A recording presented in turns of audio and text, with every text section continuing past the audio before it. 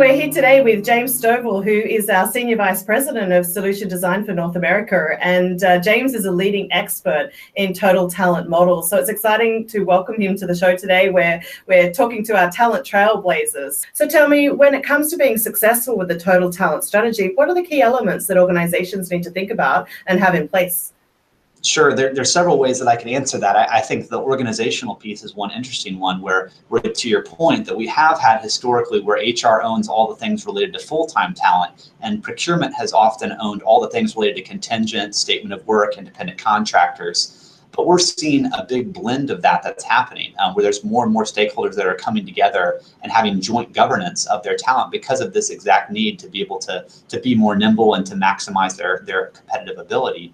I think that's a really critical piece because if you've historically only had a very small percentage of non-employees doing your work, then it really wasn't as big of a deal. But now we have industry studies showing one that I saw saying that there was a projection by 2020 that 40% of large companies' work was going to be done by non-employee work. If you counted contingent, independent contractor, statement of work, that's a very seismic change from, say 10 or 15 years ago, where it was a much smaller amount. And so that coordination, you can no longer afford to not have the left hand know what the right hand is doing. So that's a very important aspect of it. There's obviously a lot from a technology perspective and a process and governance that becomes very critical. But those, I'd say, are some of the key factors that I would bring together when thinking about a solution. And James, have you got any examples of clients that have really worked hard to bring HR and procurement together to achieve this? And what have they done to really cultivate that we need to focus on total talent? How have they introduced it in the organization?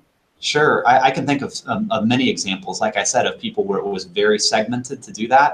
I can think of clients where, for example, for a call center where procurement and HR were recruiting on the full-time and contingent side for the exact same call center roles in the exact same facility and really didn't talk to each other. And we came together and said, we're helping you on both sides and we think we should have a meeting to think about how we can do this better.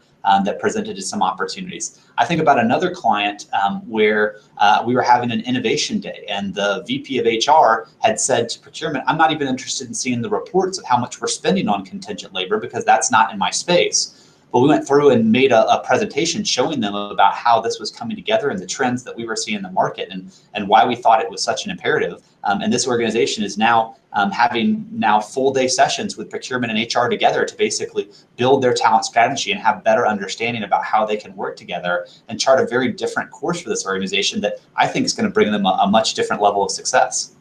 And it's interesting, if you look at talent scarcity again, it's about breaking down those traditional talent silos to have the greatest and best access to talent. So, and that does mean getting HR and procurement on the same agenda. Absolutely. So James, I think there's a number of accelerators that companies could look at to help achieve total talent strategy. So tell me about things like technology and process. How do they help accelerate these models? Sure. Technology is very critical in this and presents a lot of new opportunities because there's so much technology innovation in addition to the talent and scarcity that's driving some of this. So when I think about technology, the first thing that comes to mind is analytics. That's a really key part as you think about it because, as I mentioned, there's silos between full-time and contingent that oftentimes haven't been explored. So for instance, an analytics tool that would allow you to see across both. So we have a tool called Talent Radar that can essentially take a feed from your vendor management system and your applicant tracking that allows you to see the data. So you could see, for example, in IT, let me see both the contingent workers that started and my hires that are in the process and have that consolidated view. It's very eye-opening for our clients and presents a lot of new opportunities. When you think about analytics, like obviously in areas like finance, we've analyzed almost every set of numbers every different way. And so the opportunities that you discover have often already been looked at. But in the human capital world, we've never looked at those. And so there's such great opportunities to be uncovered when you're able to put in that infrastructure to see that can provide information to significantly change your strategy. So that's one big benefit we see of having that view across to be able to drive that. Another thing from a technology perspective that I think is really important is thinking about the idea of talent pools and this idea of a tier zero. So as I mentioned, there's sometimes organizations that have similar skill sets that they're recruiting on the contingent and the full-time side.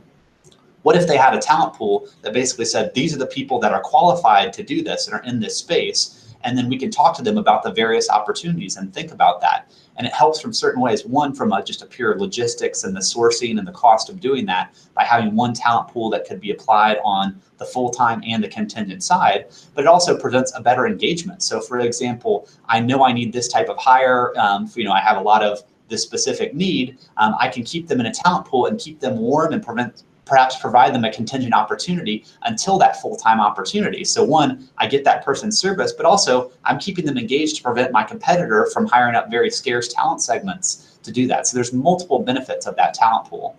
I think the one other thing from a process perspective we're seeing is that where maybe 10 or 15 years ago, organizations saw more of an approach of, I'll have a lot of different suppliers that are all helping me with certain segments of the business, or in the MSP world, think about it from a vendor neutrality. But by thinking about having fewer suppliers who are engaged that can basically support those needs, that presents greater opportunities to think more about the workforce planning and the type of profile that you would need to be able to do that we see a higher level of value and skin in the game to be able to drive a different level of talent quality. Absolutely. And if I think when you think about what you've just said in terms of combining total talent analytics with talent pooling, is really the analytics should give you the opportunity to predictive forecast what you need in your business, which then enables you to connect that to where and how do I find and employ talent. So I see lots of opportunities moving down the path of how organizations can drive that total talent analytics engine to better predict their needs. So look forward to seeing how that develops. Absolutely. Workforce planning that's a very big issue and a very big opportunity for organizations to think about differently, to get beyond just the logistics of total talent and get to really what's the value of really making that buy, rent, borrow, build of the different concepts of the way that you can engage talent to solve work problems. So James, there are some trailblazing companies that are really looking at driving total talent models. Can you give me some examples of how companies are implementing this approach, and where do you see great innovation? Sure.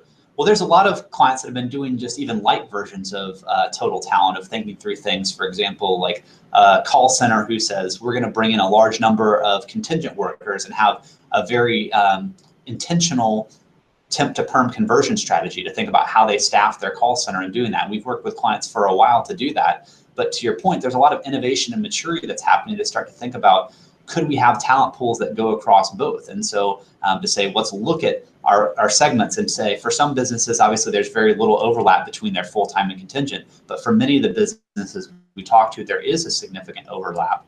Could we have a talent pool and a sourcing strategy to really think about the talent across that goes across both and implements talent pools to be able to work through that talent and keep them engaged, and then be able to bring up the different opportunities to them, that I think is very interesting.